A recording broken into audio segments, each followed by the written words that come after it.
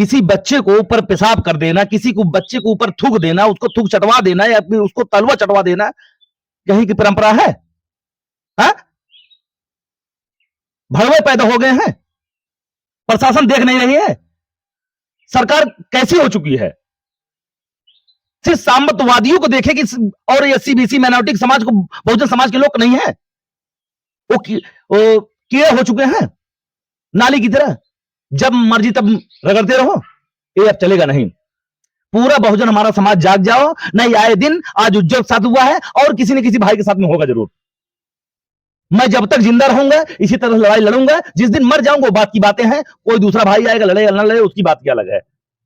मगर आज अगर एफआईआर हो जाता है तब तो ठीक है, नहीं रात में ही मैसेज डालने के बाद कल या परसों तक प्रतापगढ़ जनपद में पूरे जिले में बहुत बड़ा आंदोलन करेंगे, इसी को लेकर के बहुत बड़ा आंदोलन करेंगे। इसका जवाब हम लेंगे पूरे सरकार से भी और प्रशासन से भी कि ऐसे वारदातें क्यों हो रही हैं, ऐसे वारदातें ना हो, यही अच्छी बात है। नहीं तो आने वाला समय बहुत, ओबीसी संविधान को भूला जाएगा, जो संविधान को मांग चल रहे हैं संविधान को भूला जाएंगे, और संविधान को भुला जाएंगे तो आने वाला समय क्या करेगा वो तो आप जान सकते हैं।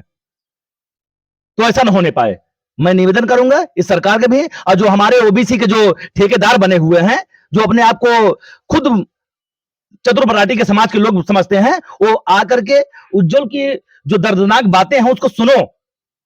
जो दर्द है वो सीने में बच्चा जागा कर रखा हुआ है।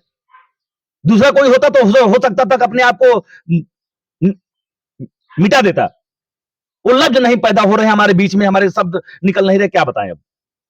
बस यही चेतावनी है कि पूरा एससी समाज, ओबीसी माइनॉरिटी समाज जाग जाए, और ओबीसी समाज के जो ठेकेदार अखिलेश यादव जी हैं, जो पूर्व मुख्यमंत्री हैं, मैं उनसे कहना चाहता हूं कि जितने भी यहाँ के भी सपा के सांसद भी हैं, विधायक भी हैं, वो क्या झक मरा रहे हैं?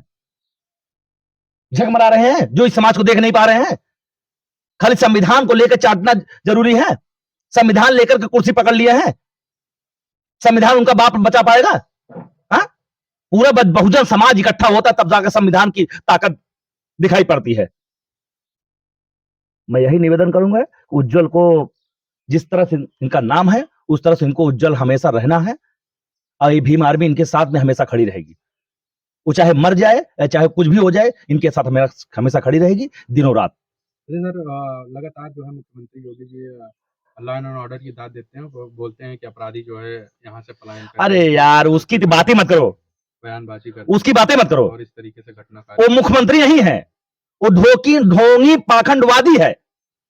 मुख्यमंत्री अगर होता तो हो सकता तो वो पूरे बहुजन समाज को, पूरे सर्व समाज को समझता हो कि मैं सर्व समाज का मुख्यमंत्री बना हूं, सबकी वोटों से बना हूं मुख्यमंत्री, व्यक्तिगत सिर्फ चतुर वैरायटी के लोगों से नहीं बना हूं मैं सबको समाज को ध्यान दूंगा। थाने में फोन कर देगा, और उज्जवल जैसे ऐसे व्यक्ति कितने पड़े हुए हैं कि मुकदमा नहीं होता है, और भी साथियों के ऊपर काफी समस्याएं आती हैं, थाने में जाओ तो बैठा लिया जाता है। यही है ना, कहते हैं कि अपराधी पलायन कर गए हैं तो लिस्ट जारी करिए ना, फिर वो लिस्ट दिखाइए हमें, भीम संगठन को दिखाइए कि ये लिस्ट है जो मुलजिम थे वो पलायन कर गए हैं। मैं निवेदन करूंगा वो लिस्ट जारी करें, और उज्जवल को सख्त इनके मुलजिमों को कड़ी से कड़ी सजा दें, और इनको न्याय की कल्पना करते हैं बस, और हम हमेशा खड़े रहेंगे। तो निश्चित तौर पे भीम आर्मी के जिला संयोजक यानी कि जिला अध्यक्ष जी थे, जिन्होंने बड़े ही बेबाक अंदाज के रूप में जाने जाते हैं प्रतापगढ़ के जिला संयोजक, उन्होंने कहा है कि भैया अगर पलायन कर गए हैं अपराधी तो उनकी लिस्ट काहे नहीं जारी करते। ये लगातार मेरा प्रशासनिक लोगों से मेरा निवेदन भी रहता है कि इस तरीके से घटनाओं पे अंकुश लगाया जाए, क्योंकि प्रतापगढ़ जनपद सामंतवादियों का गढ़ बन चुका है। लगातार किसी के गला काट के हत्या कर दी जाए, माँ के सामने बेटी की अस्मत लूट जा रही है, बोलने पर अगर कुछ उनको बुरा लग जाए तो उसको जान से मार दिया जा रहा है। तमाम तरह की गतिविधियां, तमाम तरह की खबरें प्रतापगढ़ जनपद की आ रही हैं। जी, एक और साथी हैं, उनसे बातचीत कर लेते हैं और आज की इस सिलसिले को खत्म करने की कोशिश करें। सर, आज भीम आर्मी के संगठन की तरफ से आप इधर आए, आप पीड़ित परिवार के साथ मिलने के लिए आए हैं, तो क्या कुछ कहना चाहेंगे? जी सर, मैं भीम आर्मी तहसील अध्यक्ष राजेश बौद्ध। सबसे पहले तो मैं आपके इस मीडिया चैनल से मैं अपने सभी साथी और आपके जो भी सब्सक्राइबर हैं सभी को मैं जय भीम क्रांतिकारी, जय भीम नव बुधाय करना चाहता हूँ। और अभी ये भीम आर्मी के सामने जी। ये मामला हम लोगों के जानकारी में आया है, संज्ञान में हम लोग को जब मामला पता चला तो जानकारी ये मिली कि इस बच्चे जो उज्ज्वल यादव हैं, इनके साथ ये घटना आज 5 दिन पहले हुई है और घटना ऐसी शर्मनाक और दर्दनाक हुई है कि साहब इस बच्चे को जो है मारा-पीटा तो ठीक, इस बच्चे को पेशाब जो है करके इसके ऊपर फेंका गया, थूक कर चटवाया गया, तो इस तरीके की घटनाएँ मध्य प्रदेश और राजस्थान में आती थी। अब ये जो एक राम राज्य का उत्तर प्रदेश में ऐसी घटनाएँ ये हो रही हैं, तो मैं चाहूँगा भीम आर्मी भारत एकता मिशन तो हर घटनाओं पर जाती है और अपने सभी समाज के सभी वर्गों का जो है आवाज़ उठाने का काम करती है।